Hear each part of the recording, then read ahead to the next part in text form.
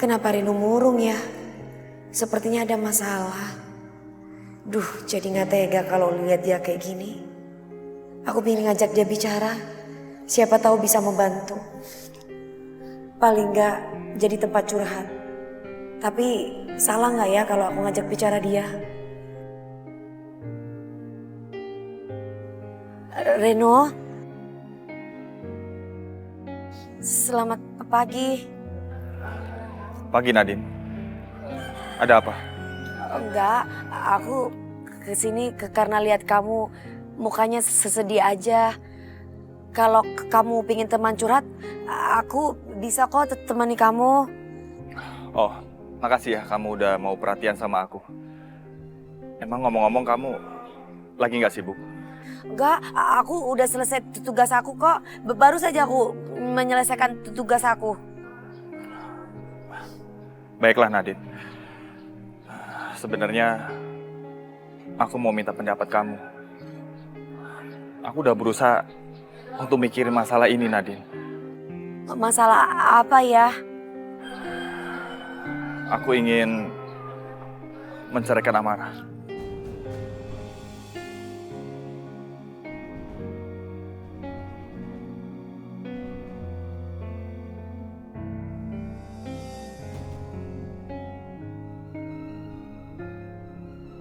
Astagfirullahaladzim, Reno, kamu gak boleh ngomong kayak gitu.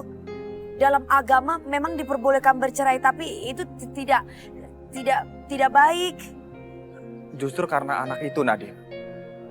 Aku yakin banget itu bukan anak aku.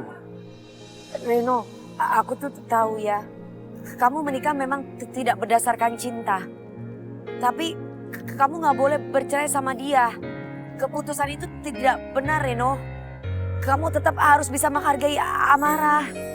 Tapi Nadine ini... Pokoknya gini, aku gak setuju kalau kamu memutuskan untuk bercerai. Apapun alasannya, aku gak setuju. Kamu kenapa jadi belain si Amara? Hah? Bukan aku belain Amara, tapi tindakan kamu tuh gak bener, Reno.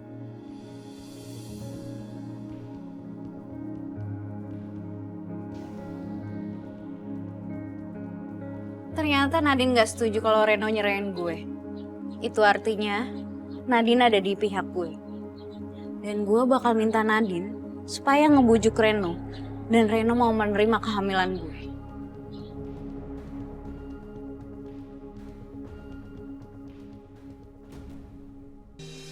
Mas Ihsan pasti menungguku di gubuk. Dan aku harus cepat-cepat menemuinya. Jangan sampai ada yang melihatku.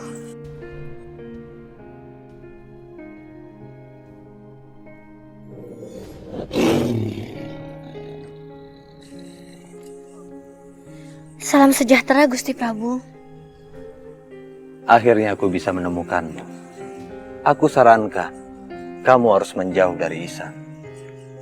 Biarkan dia pulang ke kampung harimau untuk memimpin pasukan harimau.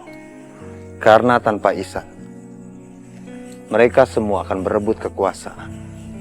Dan kedamaian yang kita inginkan hanya tinggal mimpi. Tapi aku dan Mas Ihsan saling mencintai Gusti. Bisakah Paduka Gusti mengangkat pemimpin lain untuk bangsa harimau? Dan aku yakin Mas Ihsan tidak akan keberatan. Kalau kamu dan Ihsan nekat bersatu, kalian semua akan celaka. Tidak apa-apa Gusti, itu resiko yang kami harus terima. Bukan hanya kamu dan Ihsan yang celaka, tapi rakyat juga celaka. Rakyat akan kena getahnya. Karena semua alam berserta isinya tidak merestui hubungan kalian. Maaf Gusti, kami sudah lama saling mencari. Dan sekarang kami sudah bersama kembali. Kami tidak akan pernah berpisah lagi. Saya mohon pamit Prabu.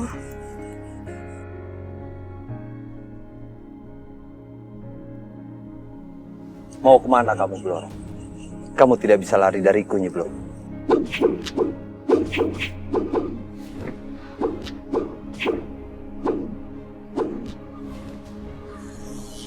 Aku nggak akan bisa mengalahkan Gusti Prabu.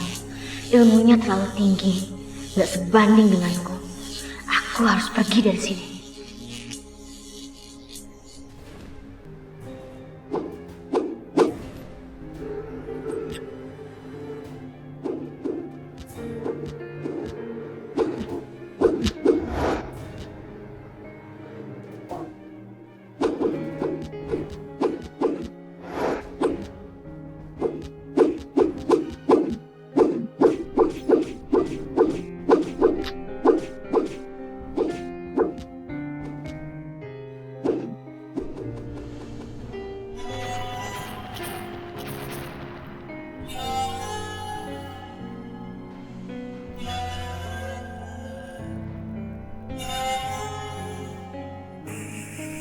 Putih, kita kejar dia.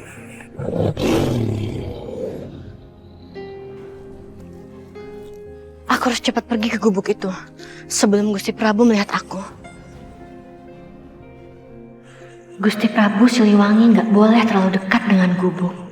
Bisa-bisa dia tahu keberadaan gubuk yang sudah aku beri tameng itu.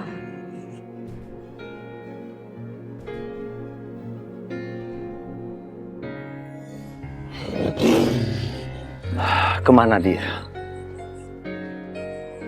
Kenapa dia tiba-tiba menghilang? Tapi sudahlah Putih. Semoga Nyi Blorong berubah pikiran.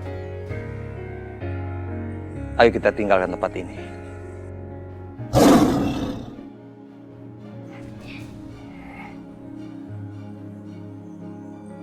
Apa ini?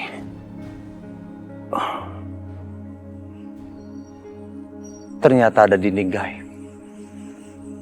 Berarti dinding gaib ini dibuat oleh Nyi Blorong untuk menutupi orang lain. Baiklah.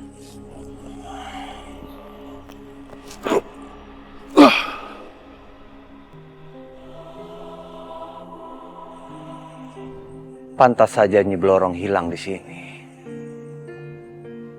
Sepertinya ada gubuk. Ayo Putih, kita ke gubuk itu.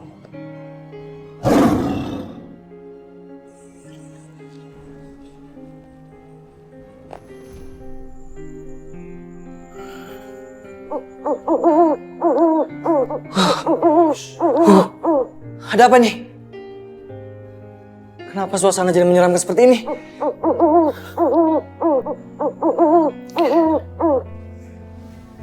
Hah? Emas? Emasnya banyak banget.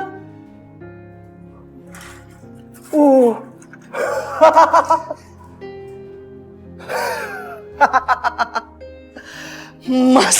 Jadi ini balasan kamu. Terima kasih ya burung hantu. Aku senang banget. Aku dapat emas batangan ini. Ternyata kamu bisa bikin aku kaya.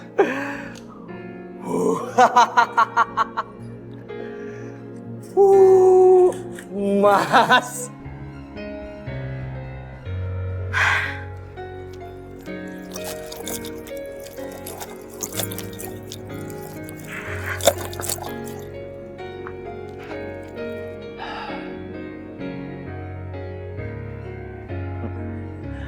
Ayo Putih, mereka pasti ada di gubuk itu.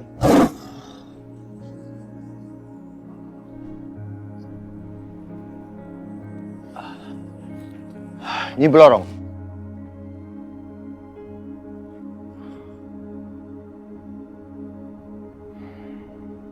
Ternyata mereka sudah pergi.